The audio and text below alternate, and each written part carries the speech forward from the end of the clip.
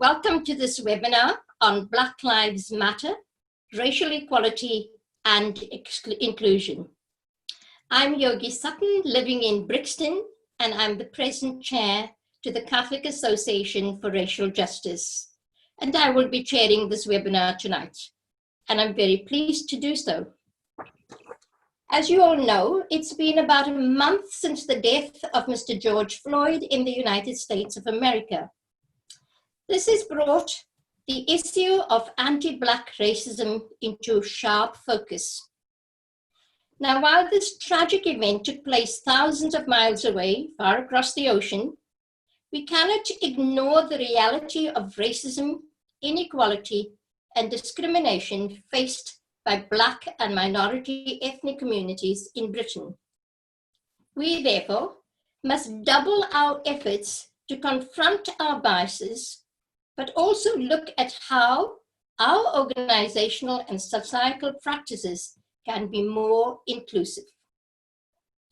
Tonight, we have convened an expert panel to help us understand the impact of discrimination and inequality and how to make lasting changes for ourselves and our organizations.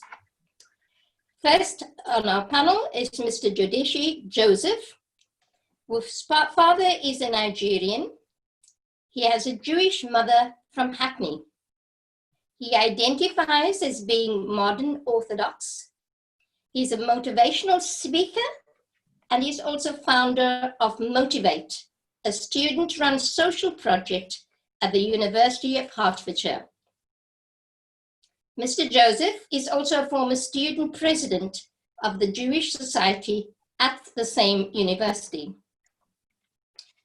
Our second panelist, a friend, the Right Venerable Rosemarie Mallet, now Archdeacon of Croydon. Rosemarie, for a decade, served as vicar to a multi-ethnic inner-city parish here in South London. She served as chair to a school board of governors and also as director of the Department of Justice, Peace and the Integrity of Creation. She currently serves as a Lambeth Equalities Commissioner. Now, it is important for me to say to you that before she worked in the church, before she started all of her work in the church, she obtained a PhD in sociology and worked with Black and Asian minority ethnic people in mental health. It's very important to remember that. Our third speaker is Mr. Abdul, and he is the former chair of the Brixton Mosque. He is a founding director of the Strategic Tactical Regional Alliance and Partnership. He is a specialist in effective youth engagement and de-radicalizing young Muslims who have been influenced by extremists. A very, very important job. So now I'm going to hand you over to our panelists. First of all, Mr. Joseph, will you give us, drawing upon your own experiences of racial inequality within the Jewish community, please? Yes, I'd just say thank you so much, Yogi. That was an amazing introduction. I really appreciate it. I'm really grateful to be on this panel with such amazing people. Before I start, I want to say I absolutely love my Jewish community. They have helped me throughout my whole life. They have welcomed me in the community, and they have been an amazing place for me to grow in my spirituality. However, over the years within my Jewish community, there has been some sort of racial inequality towards me and towards other Jews of color within the community. So I'm going to start off with my story, a bit about my story, and along the way, where I experienced those forms of racism. I only found out I was Jewish when I was 11. I grew up Christian until I was 10. And when I moved over to the Jewish area and I entered the first Jewish school, the Orthodox school that I entered, I walked into this school with me and my siblings, and we were the only Black Jewish kids in the school. So we walk in, and I remember the whole playground, all the parents, all the young people in the school were staring at me and my siblings. I literally had felt as if a UFO had just dropped me and my siblings in the school. And we walk into the school, and for the first year, I had no friends, not a lot of friends, and I experienced a lot of racism from the other kids, which I guess is understandable as they've never really seen a black Jew in their life. When I went to secondary school, I experienced a lot of racism from the kids as well, another Jewish secondary school. And one moment that I remember is when I came back from summer in year 9, the deputy head teacher of the school said to me, "Where have you been all summer?" And I said to him, "You know, just with my friends, relaxing." And he said to me, "Joe, were you in prison?" And I remember feeling, you know, completely discriminated against, completely upset. I went home and I cried, and I remembered feeling that this was the start of me having to start to justify my Judaism. This was a point where I realized being a black Jew isn't as easy as I thought it would be. Even though I experienced a lot of racism, I didn't ever have to feel like I had to justify me being a mixed race Jew. And then, you know, later on in life, as I grew my spirituality, I wasn't so religious growing up, but I became more religious. I started to go to synagogues. I started to get myself involved in the Jewish community. And I went to synagogues, and I would be bombardedly questioned by security guards, you know, asking me, you know, to recite passages to get into the synagogue. There was one occasion where I went with a lot of other Jewish friends to a new synagogue, and they were all white, and they were new to the synagogue as well, and they all got let in, and the security guard told me I wasn't Jewish and told me to walk away. And I was really upset, and my mum walked away. And not only is there isn't that many black Jews in the community, I'll be honest with you, but the fact that a religion isn't based on the color of someone's skin. And being a black Jew in the community over the years, I have felt different because of the color of my skin. I love the Jewish community, and it will never stop me from being a proud Jew and embedded in the community. And there are a lot of great families and a lot of great people who've accepted me. But there have been many occasions, and I think there are a lot of stereotypes and prejudices within the community against Jews of color and black people in general. And that was my experiences, that I feel that there's an underlying struggle within the Jewish community. As Ashkenazi means a lot of Jews came from Eastern Europe.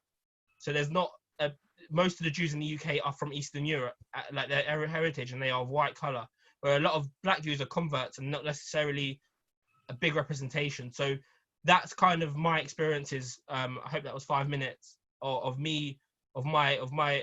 racial inequality that I've experienced. But I do just want to highlight that I have found a really good community, and I am really proud of the Jewish community. However, there are things that I'm working to help change and tackle. Thank you. Thank you very, very much. Well, what a start to feel that you're an alien dropped in, black Jewish, feeling different. Thank you very much. That's a great introduction. Thank you, Mr. Joseph. Our second panelist, Dr. Mallet, if I can come to you now, please. Can you tell us how faith communities can play a role in tackling inequality? I was going to hopefully, so good evening, everyone. I was going to hopefully just kind of lead off from where Jodeci started, because I wanted to say that faith communities can play a role in tackling racism and racial inequality, but they've got to start with looking within themselves and tackling racism and race inequalities within their organizations, and that's really important.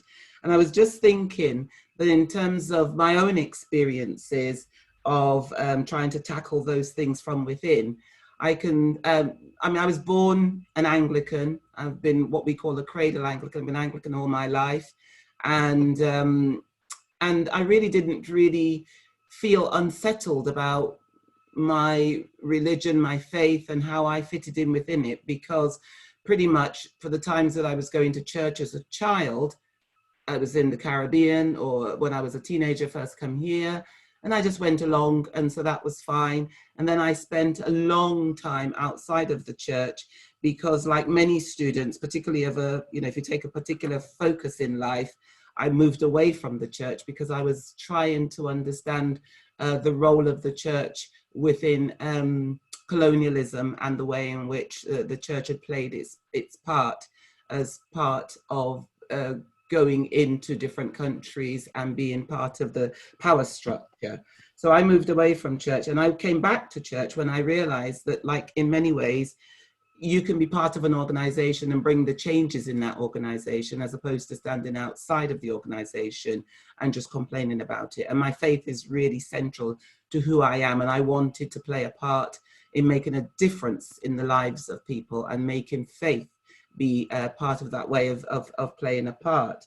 But in terms of my own experiences, when I was training to be a priest, I remember that on the training course, trying to put race on the agenda of our training sessions was very difficult, because people didn't want to really look within themselves and tackle the issues of what it means to understand biases and our own personal biases. And people didn't want to look at that. And when I say people, if you think of a course of 33 and 3 of us were Black, then you can say that we were talking about the majority and weren't interested in really looking at within themselves and understanding how racial inequality works. So that was while I was training.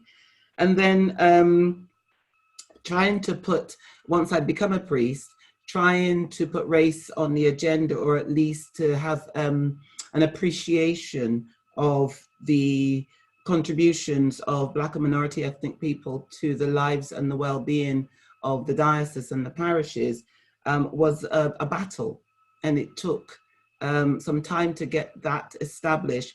But also it taught me that what you have to do in everything you do is you have to build allies, and you have to work with allies. And you can't make an assumption that it's a binary, that all others are against you and all who look like you are for you. And you need to kind of work out how you can put the agenda forward and move it forward by building allies. And so that was something I learned with that.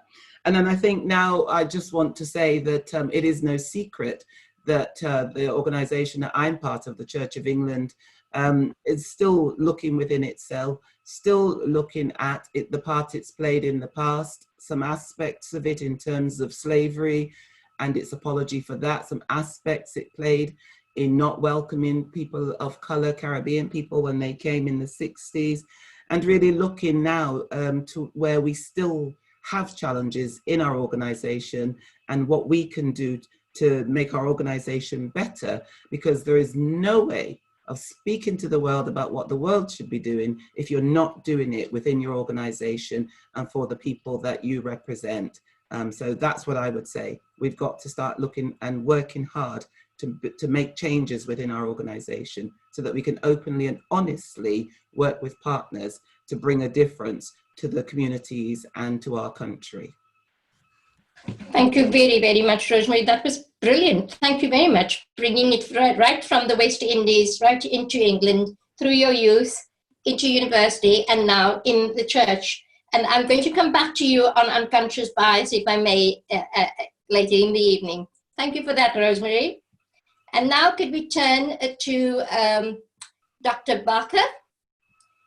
What does Black Lives mean to you? Tell us a little bit about how you can promote inclusion and working together with the Black community, please. Yes, thank you. First and foremost, I'm pleased to be here, and I'm glad I'm the final speaker, because what I've heard from my 2 colleagues really does resonate on a number of levels, from pre-conversion to Islam, what Jodeci was saying about being in a predominantly white environment. That happened to me when my parents took me out of my urban secondary school and placed me in a Roman Catholic school. I was Roman Catholic before I converted. So that experience that you had, feeling like you were an alien in the playground, I know that feeling. I also liked what the Dr. Archdeacon, what you've spoken to as well, because when I was in the Roman Catholic Church and I was looking around particular denominations, I went to C of E, All Saints Church in Tooting, and was looking at some of the grappling with issues of identity in the church. And I really respect, I think you're one of the first, apart from, I think it's Justice Welby, his name, speaking so transparently about the challenges. And I've not heard an archdeacon speak to that like you have just in these few moments. So kudos to you, and I really appreciate that. That resonates with me. From my perspective, I think that as a convert Muslim, there are obviously challenges there within the faith as a convert, as a black convert as well, because we experienced in embracing Islam a lot of anti-black racism from the more predominant South Asian and Arab communities. And I speak to that. And as former chairman of the Brixton Mosque, which was the first convert-led mosque in South London, black convert-led mosque, there were a lot of issues that we had to deal with as in a microcosmic sense and on a macro level amongst the wider community. I think that the racial inequalities that we are talking about, I think Archdeacon just mentioned this now, is instead of looking outwardly, first and foremost, we need to look inwardly at our own faiths and what is taking place. And I think we need to talk from some theological and historic perspectives, because in there being a sense of belonging, and in us being able to have validity in speaking to our congregations and audiences, we can no longer obfuscate or cloud over issues of our history. For example, prophecy. Jodeci mentioned something about Black Jews. I remember as a 10-year-old child watching something amazing on live on television, and that was the Falasha nomadic Jews in Africa being airlifted to Jerusalem. So that was, for me, that was an indelible print that stayed with me until adulthood, to see that well, he mentioned I think the European Jews, but that there was a multitude of Black Jews in this instance. I think also we need to sit to those and let the congregants and those Muslim, Christian, Jewish, those of no faith, know the multiplicity of prophethood and what our Abrahamic faiths are underscored by. For example, the stories of Moses. And we see that whilst the message is being delivered in many of these in our faiths, what's not being spoken about are those relatable aspects. So, for example, knowing that Moses was Black is significant in the climate that we speak to and discuss today. From the Muslim perspective, knowing that the first emigration, the initial emigration of some of those who were being persecuted, they went to Abyssinia, to a Christian established society who took them in, who they sought refuge with.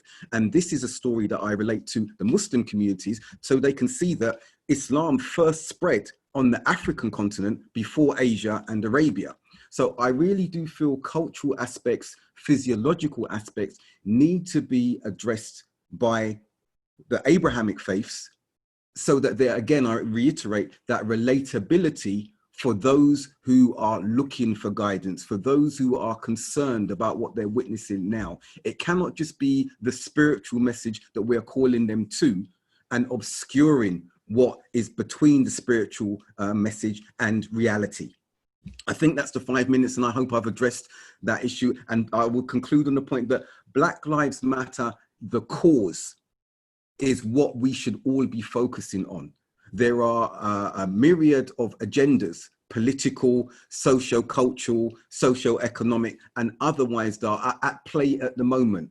And we should not lose sight of the cause Black Lives Matter, because when we start bringing in other elements, what we then see is that there's a diminishing of the main cause. There's a conflation with everything else, and it all comes under an umbrella. Yet we have seen anti-Black racism and systemic racism against Black populations for centuries, but it keeps getting diluted by these myriad other causes that are bolted on. And we need to continue that sole focus, I think, at this stage on Black Lives Matter, the cause. Thank you very, very much for that. Where do I start? Wow, there was so much in that. Thank you very, very much. I'm going to go now back again, because I'm going to go back to Mr. Joseph, because I'm going to ask him, what does Black Lives Matter mean to you? And I'm thinking of the movement as it stands today, but what exactly does that mean to you as a person? Yeah, so as I've kind of explained to you, thank you. As I've kind of explained to you, my experiences in the Jewish community, being a Black Jew, you know, has been very, very difficult and very, very, I've had to justify myself. And for me, I always say this, that as we're in a religious community and we're talking about what it means in faith communities, what does BLM mean? Because religion in itself, I use the analogy of a car. You know, you have a Ford car, you have a yellow car, you have a red car, you have a blue car, but they all have the same engine. They all have the same engine.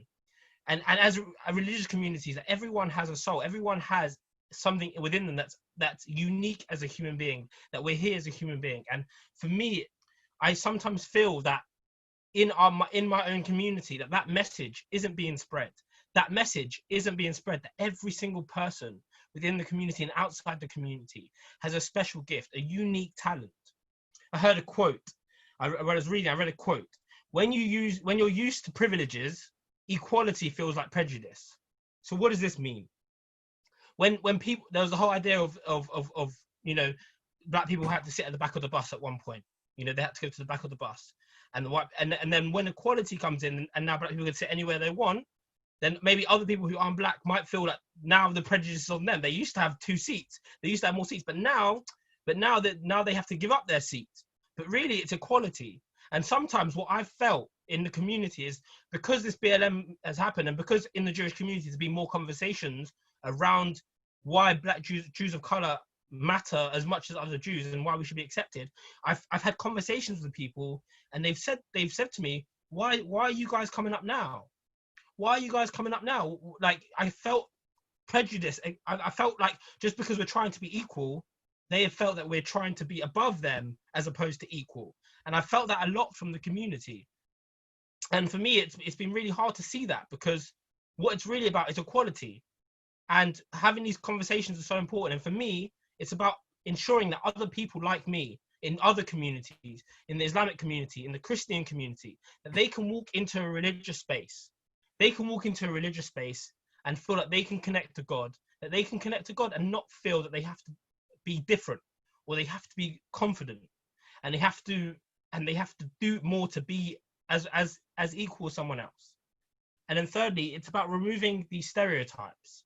You know, the whole idea that, you know, Black people, that I read a whole thing on privileges, and there's a whole idea that you know, I look at a newspaper, right, and I can see that as a white person or someone who's not Black, I will know that my race will be represented.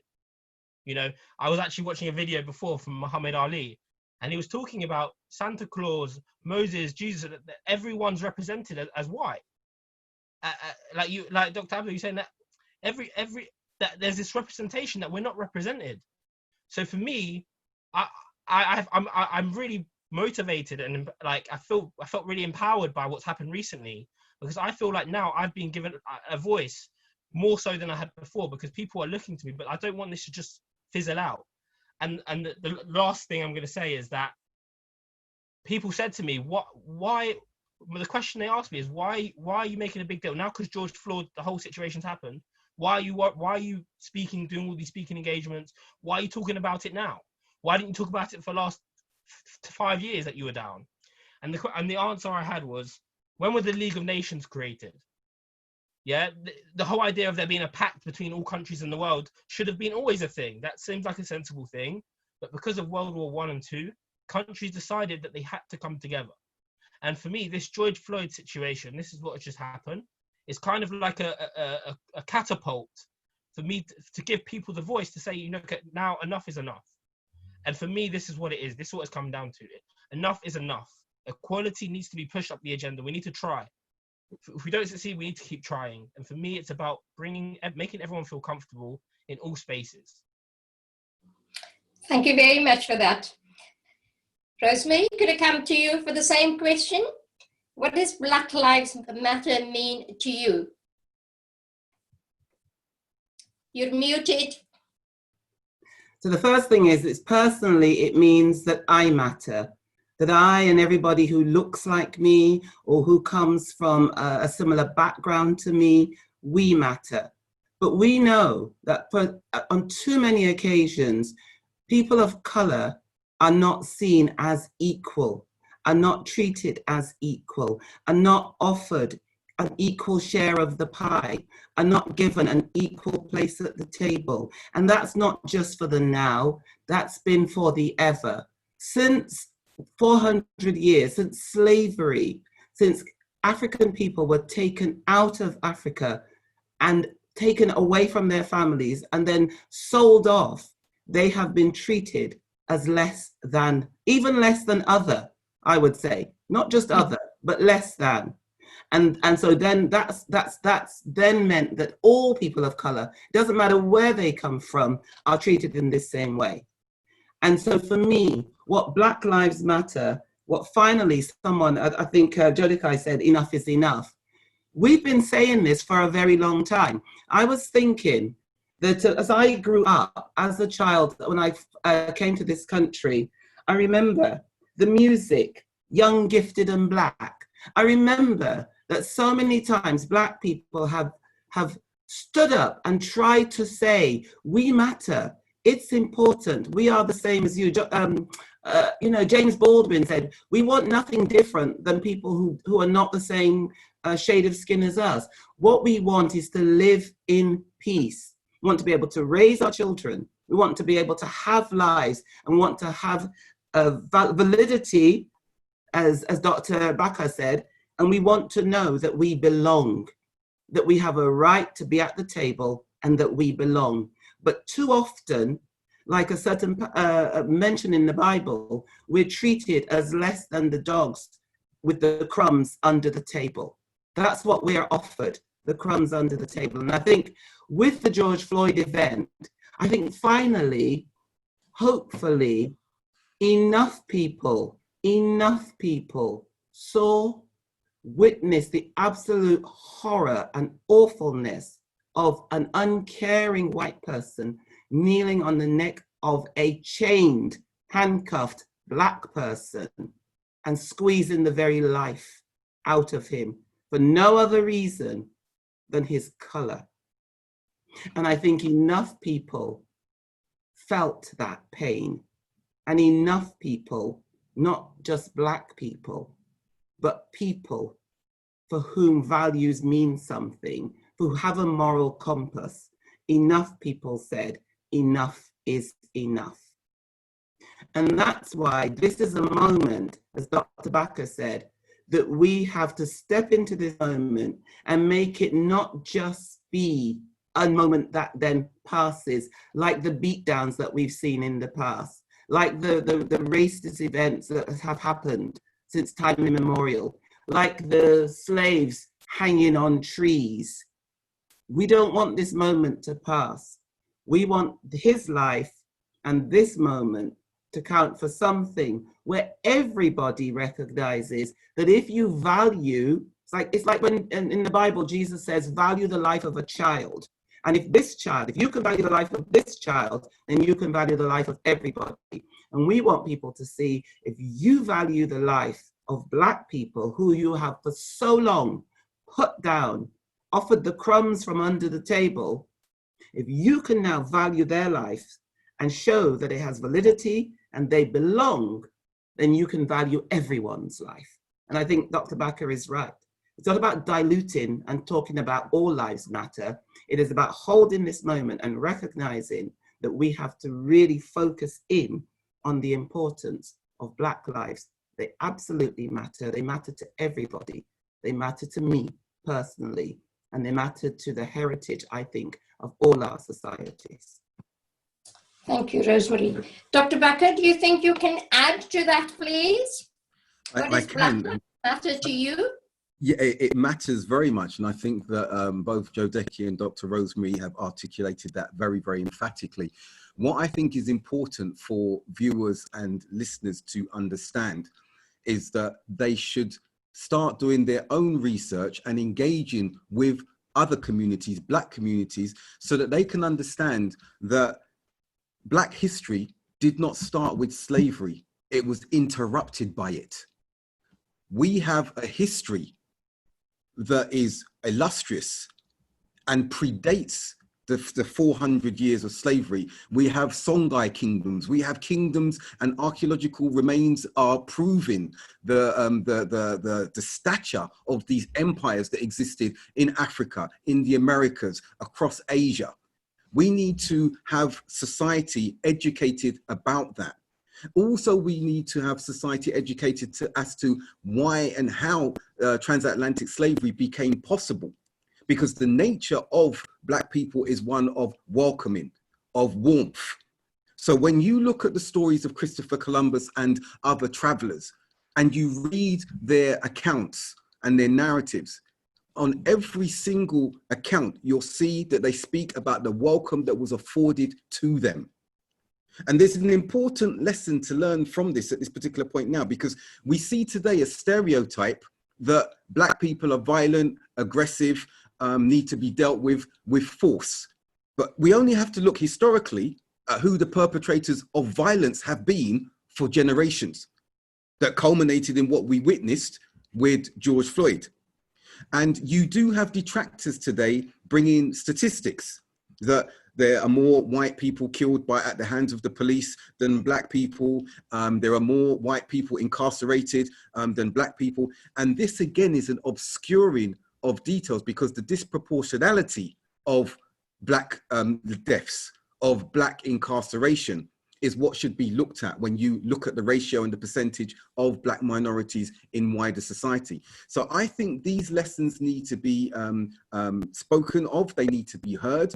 I do think that those voices that are trying to diminish this moment are rising, and they are from Black communities themselves, academics and the like. They need to be challenged to say, hold on a minute.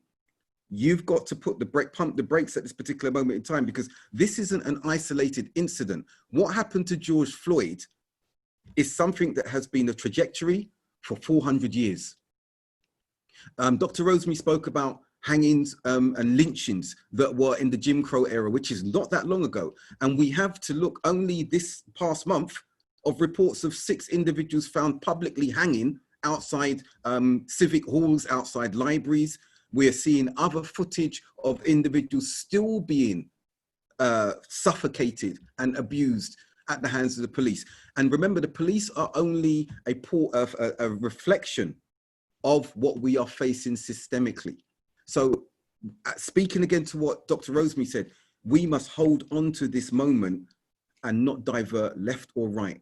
And we must say to those with other causes, you've had your moment, please refine that, constrict that. Even amongst the Muslim communities, I'm speaking to them. Yes, we know about the Rohingyas, we know about the Uyghurs, we know about Palestine, we know about Kashmir, but we always aid and follow up the rear in supporting in that, but we don't bring our cause.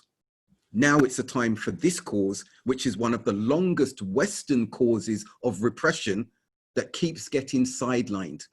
A few legislation are passed, and then they say, as Jodeci was mentioned, why are you speaking now?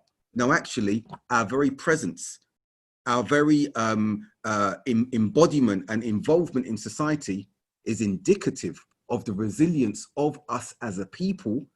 And that should be a voice and sign enough, symbol enough to say, we've never been quiet. By engaging, by participating, by challenging, by existing, we've never been quiet. But there are different levels of engagement and vocalization. And this is the time now where we will shout from the rooftops, because we are at the rooftop. And with this pandemic, the unfortunate nature of the pandemic, the whole world is watching and has no choice but to watch and to understand and hopefully to learn. And that brings me to the question, how, as people of faith, can we stand in solidarity with one another? Maybe I'd come to you, Rosemarie, on that one first, please. How, as a people of faith, we can stand together in solidarity? I think that the first thing we have to do is to have what I would say is have to have mutual respect for other faiths and walk in partnership and stand together. I think the important thing is that we recognize that we will come from different perspectives, but I think we've just heard that within each of our, particularly we talk about our Abrahamic faiths, that in each of those faith groupings, there are still differences accorded to people by their color. So that's why we need to first of all recognize that within our organizations, we have our challenges, but if we work together, collaborative together, then I think we are more powerful when we're together. So I think what the thing we do, we have numerous interfaith forums. I know that this is part of one grouping. I've been involved with other groupings. I've worked in the diocese in terms of working alongside our officer who worked on these issues. So I think the important thing is that we need to find common cause. We need to recognize that so nobody has the moral high ground, because even within our own organizations, we may start to believe that there is something called a moral high ground, that I speak different to you because Christians did this, or the Church of England did that, or, you know, and so we can start to diminish the possibility of faiths having a strong common cause, because at the heart of every one of our faiths is a firm belief that each and every person is made equal in the eye of God. Each and every, that's our firm belief. It's from the heart of our faith that we believe each and every person is made equal in the eyes of God. So if that is what is our firm belief, and that's what we stand on, that's our foundation. Because someone once said to me, if I can't see the rock you're standing on, how can you call me to come and stand with you? So if I know that the rock that we all stand on is a firm belief that we're equal in the eyes of God, and we see each other as such, that when we see each other, we recognize a sister or brother in the eyes of God. And I think that's where we start. We recognize what's the challenge within our own organizations, but we also recognize the foundations that hold our organizations together as people of faith. And we have to support each other. And that's the other thing. We don't splinter away from a cause such as this. We actually work to support each other. See what's going on. Stop the internetine differentiation. That's by denomination. That's within our own groups. Our arguments and fighting about who has the primacy, who has the right to speak. It isn't about who has the right to speak. This cause, I think, as Jodeci was saying, this cause now gives everybody who believes that Black Lives Matter the right to stand up and to take an action, not always speak, but take an action to understand their own personal agency, the agency of our organizations, and the importance of our organizations finding common cause. And this, I believe, is a true common cause. So that's, I think, faith plays a really important part because of our moral understanding about equality in the eyes of God. Thank you, Rosemarie. I'm going to change the question a little bit now. I'm going to add a little bit to it, and I'm going to put it to Joseph. I want you to give us some practical ideas now on how we as a faith community might work together to combat racism. You heard what Rosemarie said now, but I would like you to just to give us some practical ideas on how we can, as a faith community, come together to combat racism. You're muted. I just want to say, firstly, I really want to echo what Dr. Mallet said. That was unbelievable. Like, we definitely need to work together. Like, it's so obvious that this is an issue amongst all of our faiths, and it's such an obvious moral thing that we need to work. Meaning, there's no arguments to the fact that we all need to value Black people. Like, it's so obvious, and it's so embedded in our faith. But in terms of practicality, I think one thing that I've noticed is that leadership. It's about the leadership of our organizations. When I've been in synagogues, the rabbis do not talk. The rabbis and the leaders, the ones that are representing our community, are not speaking about this in their services. They're not speaking about this issue in their services. In Judaism, for example, we have a weekly portion from the Torah, a weekly portion that the rabbi speaks about every week.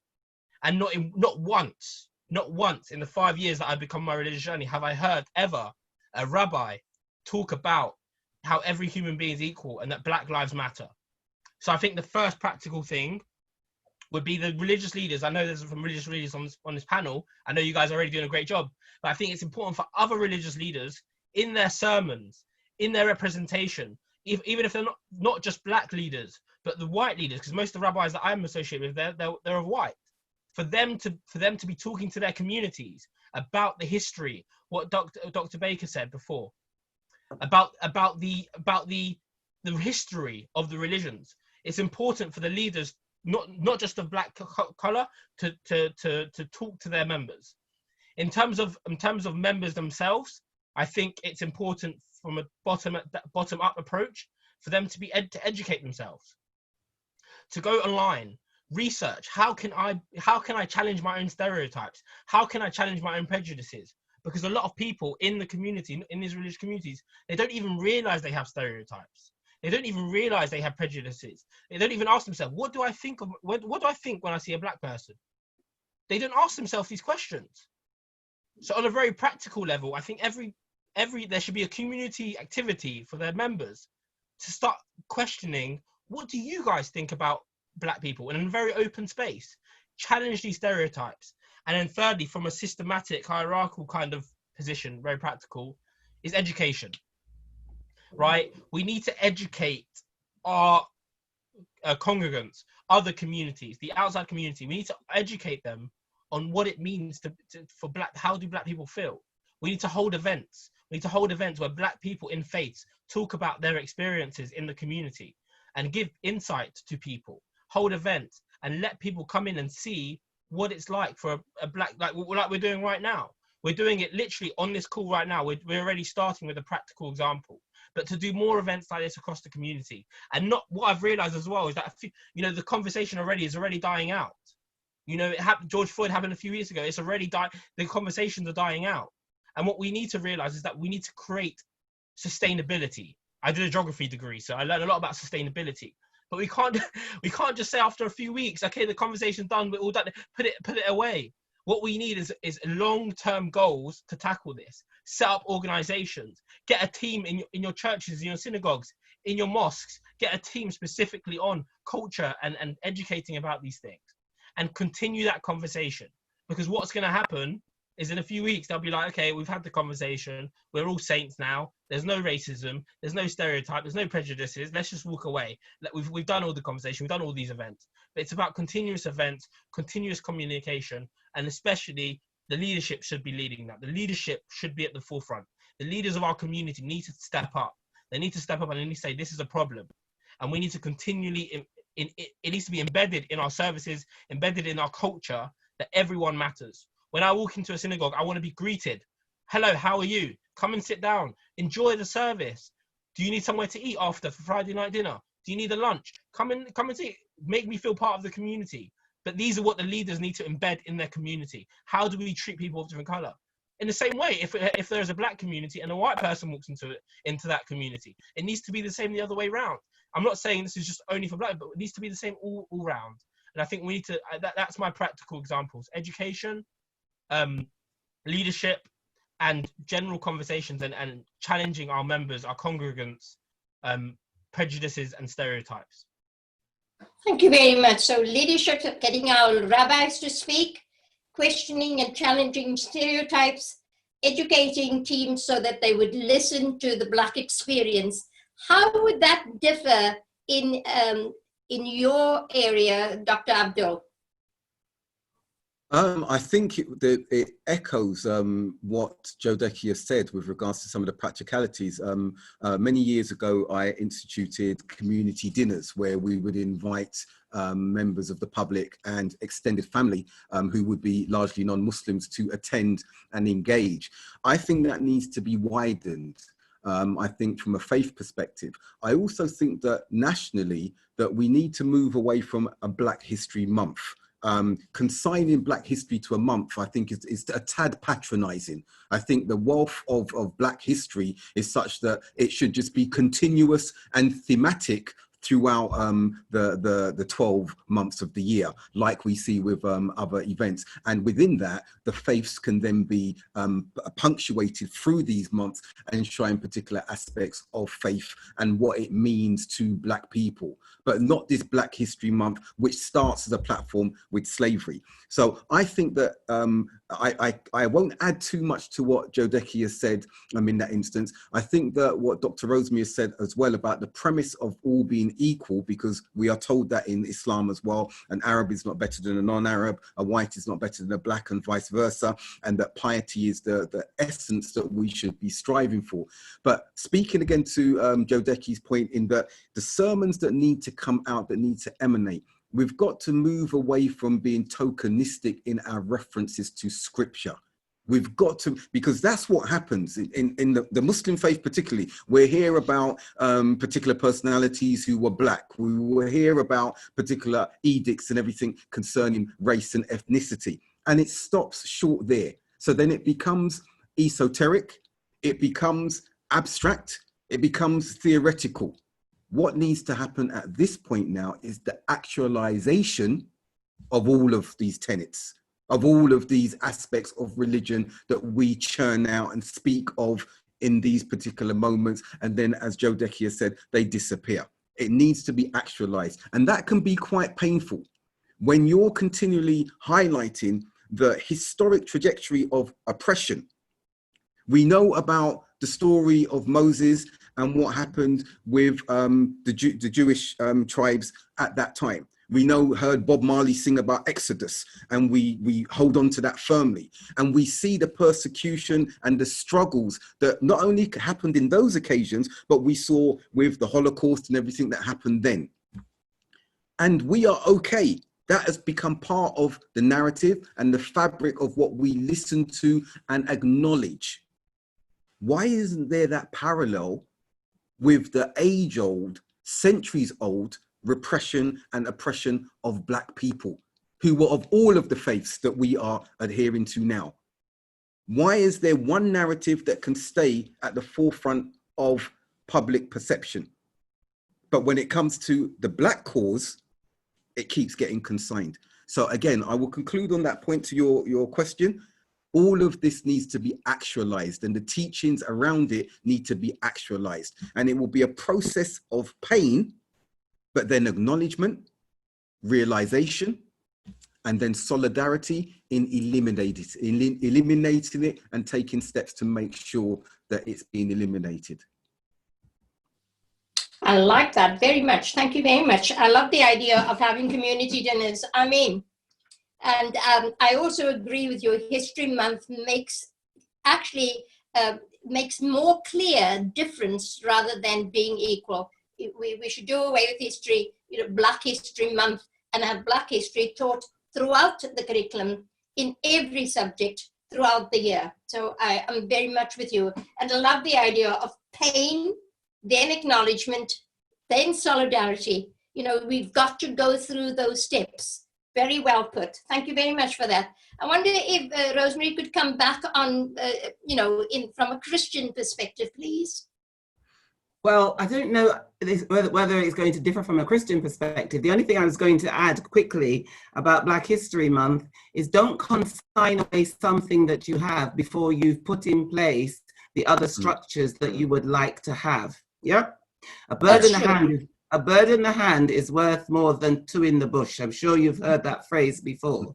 So what you do is build on the platform that you already have. You start with what you've got. It's not about slavery. This year, the Black History Month event that we're starting with is actually about climate justice and sustainability.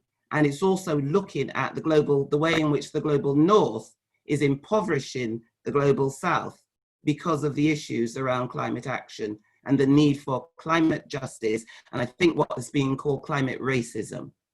So it hasn't just got to be about a issue. I think in the past it's always started about, let's go and do some stories about, Martin Luther King and about slavery or whatever. It's not about that anymore. We've moved past that. But what we've got to do is platform what we would like to see happen, and then start to put it in place. So if you want to say, well, different groups can do different things on different months, get that into a calendar, put the calendar out there, and then start, that's a practical action, and then start saying, right, in this month, it's really important with regard to our Islamic faith. These are some key areas that we'd like to highlight. What months do they happen? It's not just about Ramadan. And we start to do the same thing with Judaism or Hinduism or Sikhism. What are the things that we're going to highlight in those different months in the year? Then you have a kind of a calendar of events that you can then put forward. So that's one thing I was going to say. Practically, we've got a great Black cultural archives in the middle of Brixton. We need to start using it. We need to make it part of the way in which people engage with our understanding history. When we talk about education, we need to start it with theology for those of us who are coming from a faith perspective.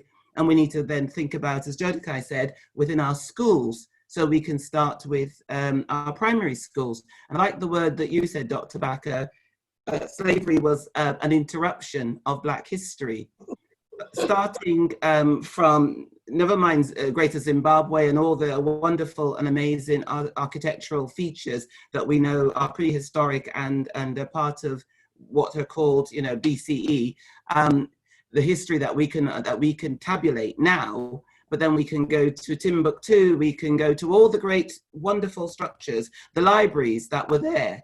So we know about these aspects of history. What are we teaching about them?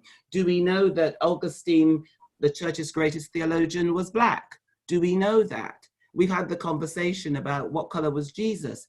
Have we started to look at the great fathers of the church and what they've put into the church and our traditions in that way? So there's so much that could be done, but all I would say is don't throw the baby out with the bathwater. Hold on to what we've got, make more of it. Make more of it. Right. Don't just have one event, have a series of things linked together by different faith groupings, different cultural groupings. It's not all about, because it says Black, it's not just about diasporic Africans. It's about people of color. So we talk about, well, we have it all throughout the year. So and then people say, well, we don't want to dilute it because it's about us Black people. And that means people of African heritage. Actually, no, we should have been grown up now enough to know that people of African heritage are now part of a greater grouping in our community, and we need to learn more about our community and what it looks like now. That's not about diluting, that is about ensuring that we give voice to all the various differences, and you wanted to come to inclusion. So we give voice to the different people who also feel excluded, who also feel that racism impacts on their lives as well. This is a moment to speak about Black Lives Matter in terms of, from a Christian perspective, or at least from the Church of England. I would say we need to look at our structures and we need to see how we can ensure that our structures actually work to support people of color, Black people, being able to be part of those structures on a level playing field. And we need to make sure that that is transparent and understood. So I would think the first thing is to do is look at structures of inequality and find out what we can do to build differences and make changes within our own structures. And then think about that. You asked me about as a Christian. I think as a Christian, as a Jewish person, as a Muslim person, I think we're all coming from the same perspective. We want to change the structures of inequality in this country. We want to break down the barriers of racial inequality. We want people whose skin color is different to the majority white color to feel that they have an equal place. And to me, it doesn't really matter whether they are Christian or Muslim or Jewish. What matters to me is that they, as a human person, as a human being, have a right to be treated equally. And I think that's the bottom line as a Christian, I would say. They have a right to be treated equally. Can I hold you there, please, Dr. Rosemarie? You said earlier something about unconscious bias. Would you just spend a couple of minutes and share that with us, please? What did you mean by unconscious bias?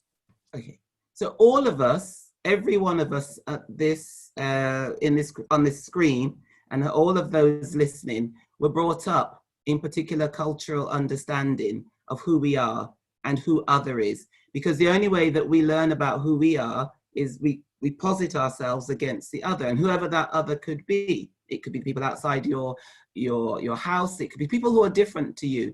And as you grow up with an understanding of who you are in terms of your cultural identity. And quite often you grow up with biases or stereotype understandings about people who are different to you. And it's not just that white people have conscious and unconscious bias. Black people and people of color also, and we heard it earlier, we heard it from Dr. Bakker, have biases against people who are different to them, whether their skin color is lighter or darker or otherwise. And so those are some of the biases that are hardwired into our brain. We don't even know that we have them until something happens and we respond in a particular way. I remember doing some unconscious bias training with someone from a Cypriot community. And he said to me, oh, when he walked down a particular street and saw all the Turkish banks, something went inside him, because he'd been brought up as a Cypriot from one side of that community, and we know about the divisions in Cyprus, and he'd been brought up with a kind of a feeling against the other community. And he hadn't really, internalized, he hadn't really understood it until he walked down an area and saw all these Turkish, banks and shops and whatever. And he suddenly realized that he'd been brought up to be biased against Turkish people. And so these biases are just hardwired into us, and they rise to the surface often when we are backed into a situation, often when we find ourselves needing to make a quick decision about something. We suddenly say, oh, he's Muslim, I can't trust them. I don't know enough about them, I can't trust them. So up comes, that's the first thing we do. It's the first impression we get. It's the first quick decision we make. Those are unconscious biases, and everybody has an unconscious bias. Everybody does.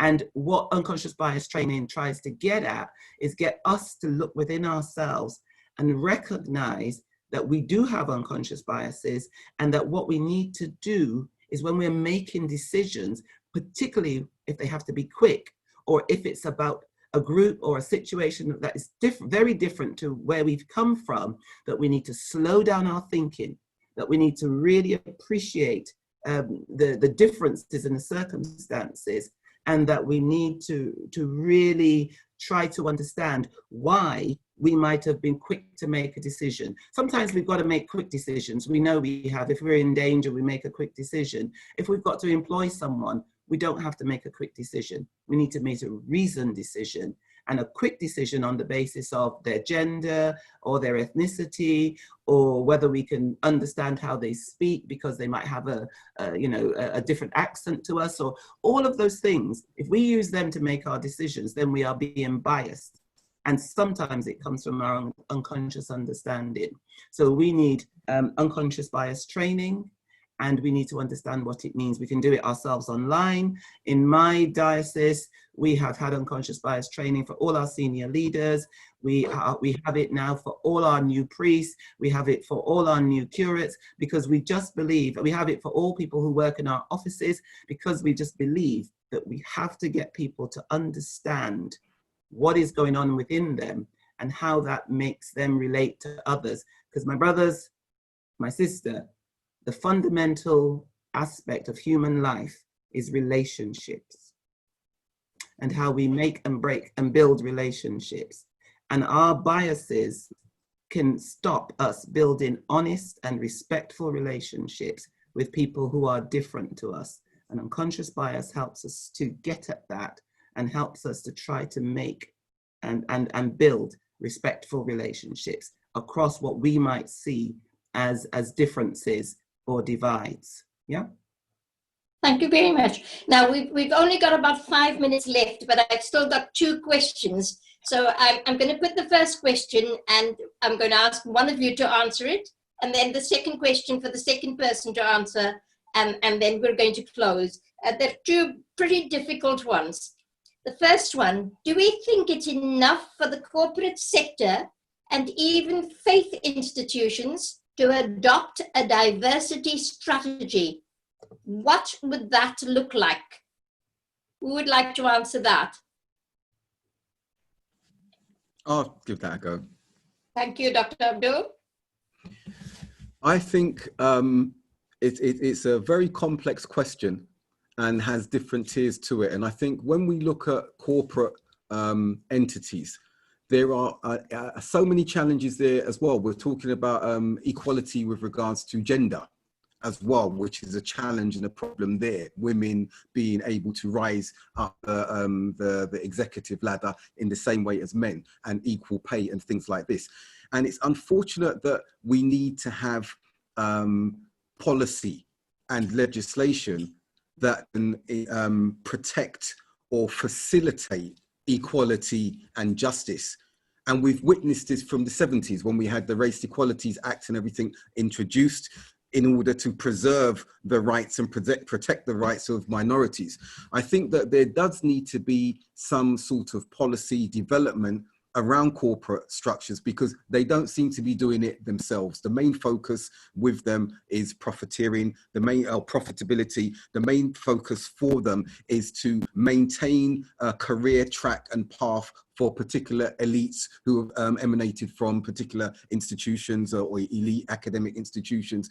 So I therefore think policy will be an important can play an important role in ensuring that equality in diversity is what takes place. But we don't want what we were seeing in America, I think in the 80s, 70s and 80s, of this affirmative action, because one thing that I think all of us want as minorities, as Black people as well, is we want to be awarded and achieve positions on our merit. I would never like to go into a position because it's affirmative action and they were lacking one or two Black faces, so therefore I've got into that position. Because the perception of my colleagues and peers in the workforce will be that he is not equal, he's not the same as us, but because of this policy, he's being placed in there. So I'm speaking against what I've initially started to talk with. Ideally, it should be merit-led, merit-based, but we are not living in ideal times. So it's a difficult one to move forward with. Religiously, I think, again, it should be easier from a religious perspective, from a social religious perspective, because we are people of faith. So therefore, our conscience should be that which leads us. And in order for that to lead us, one thing I think that unconscious bias that Dr. Rosemarie spoke about is amazing that this has been raised. Thank you for highlighting that. But I think that we also need to become aware, or make others aware of their privilege. Because as Jodeci initiated and mentioned earlier on previously, that when someone has a privilege and then those who are asking for equality start raising their voices, those who have a privilege then think that they're the ones being oppressed, or that the equality is actually oppression towards them. So people of faith need to have their conscience stoked, poked, without there having to be new legislation to say, let other minorities raise up to particular ranks and hierarchy within our faiths. Thank you very much. Our last question now, and we literally have 3 minutes. How do you disentangle the constructive potentialities of theological resources from the historical role of theologies in theopolitical structures?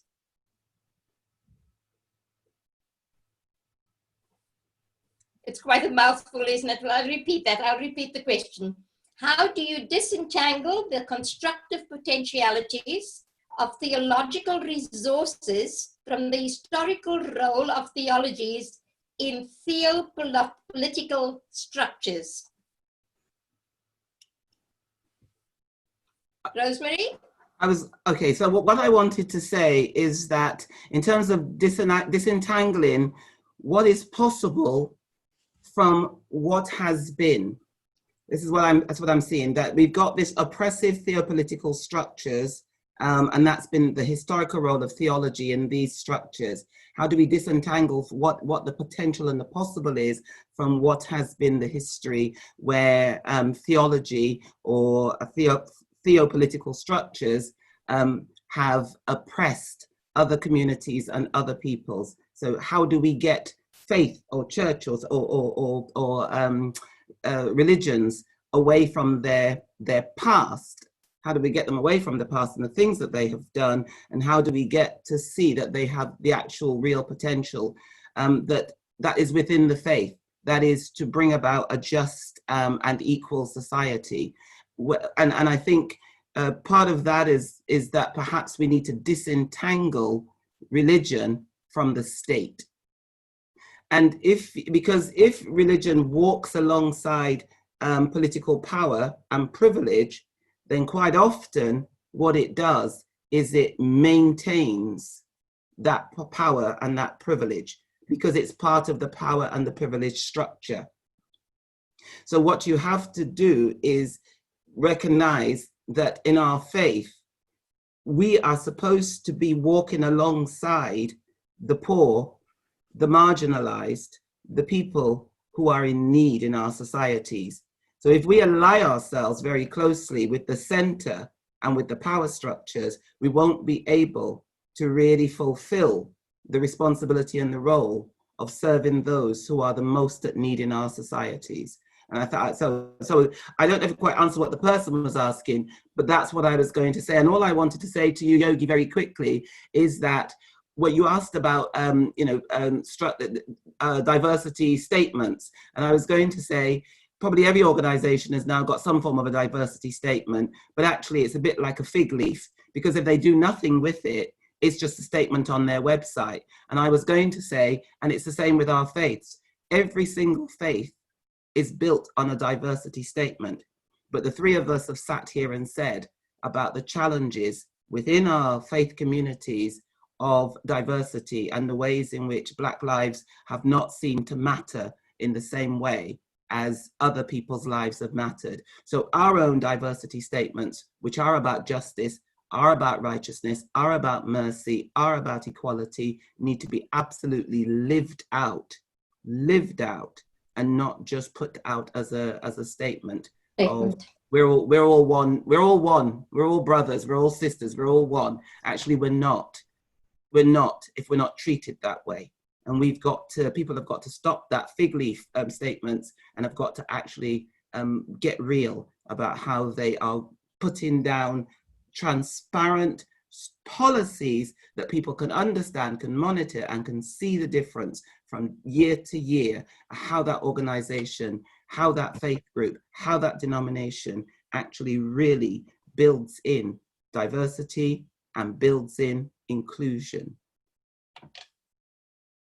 We're running out of time, but I do want to give each one of you just 1 minute, and I'm pleading with you now to stick to just 1 minute each. Just 1 minute to finish off. What would you like to say to the public now, at this minute, as a person of faith? How can he or she go out there tomorrow morning and make a difference? Can we ask you, Joseph, Jodeci, if you would say something first? 1 minute. Yeah, thank you so much. I just want to say, first of all, every single person, every single one of you have a sphere of influence. What does this mean? It could be your family, it could be your friends, your social circle, it could be your community. Every person in their life, you look around you, has a sphere of influence. And that is where you should start. People can say to themselves, I don't know what I can do. What can I do to make a difference? What can I do to spread awareness? We have social media. We have friends. If you hear someone talking about it derogatory, about a Black person in a derogatory way at your table, call them out on it in a polite way. Every single person has a sphere of influence. And what I want to say is, you as a soul, as a holy person, every person, you have a responsibility in this world to stand up for what is right. So you can do that. You can do that to your capacity. And I don't want you to ever feel that you can't and look at yourself, I can't do anything about it. Every little thing you do is making a difference to the bigger picture. You don't have to be, Rome wasn't built in a day. You don't have to build the whole tower, one brick at a time. But we all have responsibility for humankind, and we can use our sphere of influence to make that difference. Thank you, Dr. Barker. Yes, we have a statement in Islam: love for your brother and sister what you love for yourself. And if we were to step out of our home with that at the forefront of our minds and hearts, knowing that how we would not like to be treated, we can then look at our colleague and say, then I don't want to see that treatment being meted to them, and then work towards ensuring that they are treated in the way that you would like to be treated. If everyone did that, that sphere of influence that Jodeci has just mentioned now would become a reality almost overnight, where you see oppression and you then you turn the lens on yourself and say, I would not like that being done to me, and this is how I would react. Then do so unto the individual that you are seeing that happen to. And my final statement would be another statement from Islam, where we're told, help your brother and sister, whether they are the oppressed or the oppressor. Now, we know what it's like when the one is oppressed, that we need to help them. But what about the one who's the oppressor? You prohibit them, you advise them, you enjoin upon them the harm that they are causing to another individual. And you are actually helping them by desisting in that act of oppression or discrimination and distinction in that particular way. So these two things, love for your brother and sister, what you love for yourself, help your brother and sister, whether they are the oppressed or the oppressor. Thank you very much. Last one. Very quick. One very quick. Be the change you want to see. Be the change you want to see. I like it. If you want an image, remember the man who carried the white man on his shoulders away from that Black Lives Matters protest. Yes. Be the change you want to see. And even if it's the oppressor, be the change you want to see. Be the bigger person. Be that change. And on that note, I must say a very, very big thank you to all three of our panelists. It's been an educative night. It's been a night of faith, and I go away enriched. And I hope all the people who have joined us in this webinar have enjoyed it as much as I have. Thank you very much, Rosemarie, Dr. Abdul, and Dr. Joseph. Joseph, I can't thank you enough. It's been just wonderful. And I'm really pleased and happy that I could sit here and chair this meeting for you. Our thanks to Mr. Field for organizing it. And a very big thank you to Aya, who's been the help in the background throughout the evening. Thank you, all of you, and have a very pleasant evening. Thank you very much. Thank you. Yeah. Bye-bye.